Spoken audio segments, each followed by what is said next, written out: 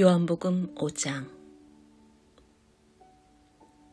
곧이어 또 다른 명절이 다가오자 예수께서 다시 예루살렘으로 가셨다.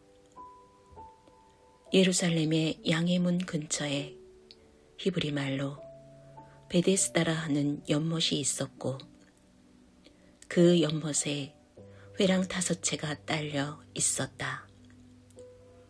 그 회랑에는 눈먼 사람, 다리를 저는 사람, 중풍병자같이 몸이 아픈 사람들이 수백 명 있었다. 거기에 38년 동안 앓고 있던 한 난자가 있었다.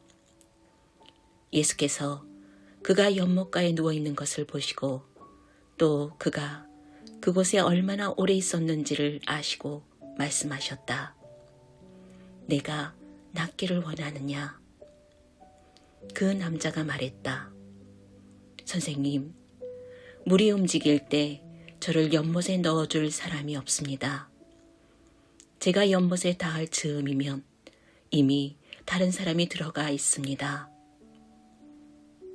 예수께서 말씀하셨다. 일어나서 내 자리를 들고 걸어가거라. 그러자 그가 곧바로 나았다. 그는 자기 자리를 들고 걸어갔다. 마침 그날은 안식일이었다. 유대인들이 그 나은 사람을 막아서며 말했다. 오늘은 안식일이요. 자리를 들고 다녀서는 안 돼요. 그것은 규정을 위반하는 일이요. 그러자 그가 그들에게 말했다. 나를 낫게 해준 분이 내게 자리를 들고 걸어가라고 말씀하셨소. 그들이 물었다. 당신에게 자리를 들고 걸어가라고 한 사람이 누구요? 그러나 그 나은 사람은 그분이 누구인지 알지 못했다. 예수께서 어느새 무리 속으로 몸을 숨기셨기 때문이었다. 얼마 후에 예수께서 성전에서 그 사람을 만나자 이렇게 말씀하셨다. 아주 좋아 보이는구나. 너는 건강해졌다. 죄 짓는 삶으로 되돌아가지 마라. 만일 되돌아가면 더 심한 일이 일어날 수 있다. 그 사람이 돌아가서 자기를 낫게 해준 이가 예수라고 유대인들에게 말했다. 그러자 유대인들은 예수께서 안식일에 그 같은 일을 했다는 이유로 그분을 잡으려고 했다. 그러나 예수께서는 스스로를 변호하시며 이렇게 말씀하셨다. 내 아버지께서 안식일에도 쉬지 않고 일하신다. 그러니 나도 일한다. 그 말에 유대인들이 격분했다. 이제 그들은 예수를 공개적으로 공격하는 것에 머물지 않고 그분을 죽이려고 했다.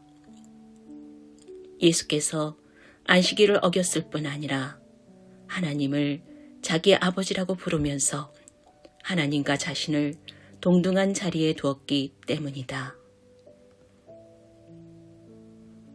그래서 예수께서 자신에 대해 길게 설명하셨다. 내가 너희에게 사실 그대로 말하겠다. 아들은 무슨 일이든지 자기 마음대로 하지 않고 아버지께서 본대로만 한다. 아버지께서 하시는 일을 아들도 한다. 아버지는 아들을 사랑하셔서 자신이 하는 모든 일에 아들도 참여하게 하신다. 그러나 너희가 본 것은 일부에 지나지 않는다. 아버지께서 죽은 사람들을 다시 살리시고 생명을 창조하시는 것처럼 아들도 그 일을 하기 때문이다. 아들은 자기가 택한 사람 누구에게나 생명을 준다. 아들과 아버지는 그 누구도 내쫓지 않는다. 아버지는 심판할 모든 권한을 아들에게 넘겨주셔서 아들로 아버지와 똑같이 영광을 받게 하셨다. 아들에게 영광을 돌리지 않는 사람은 아버지께도 영광을 돌리지 않는 것이다. 아들을 영광의 자리에 앉히신 것이 아버지의 결정이기 때문이다. 너희가 반드시 귀 기울여 들어야 할 말이 있다. 누구든지 지금 내가 하는 말을 믿고 나에게 책임을 맡기신 아버지와 한편에 서는 사람은 지금 이 순간 참되고 영원한 생명을 얻고 더 이상 정죄받지 않는다. 그는 죽은 사람의 세계에서 산 사람의 세계로 과감히 옮겨온 것이다.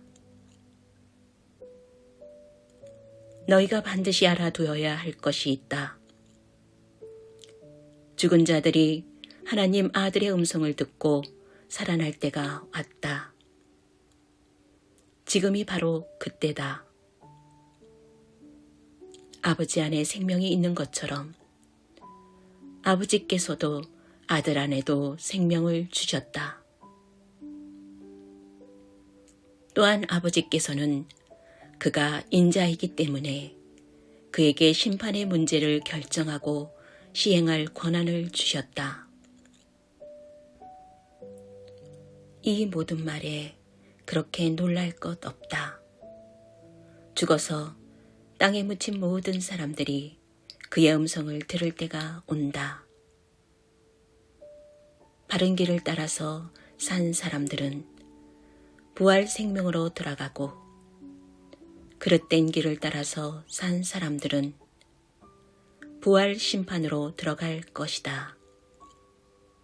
나는 단 하나도 내 마음대로 할 수 없다. 나는 먼저 귀 기울여 듣고 그런 다음 결정할 뿐이다.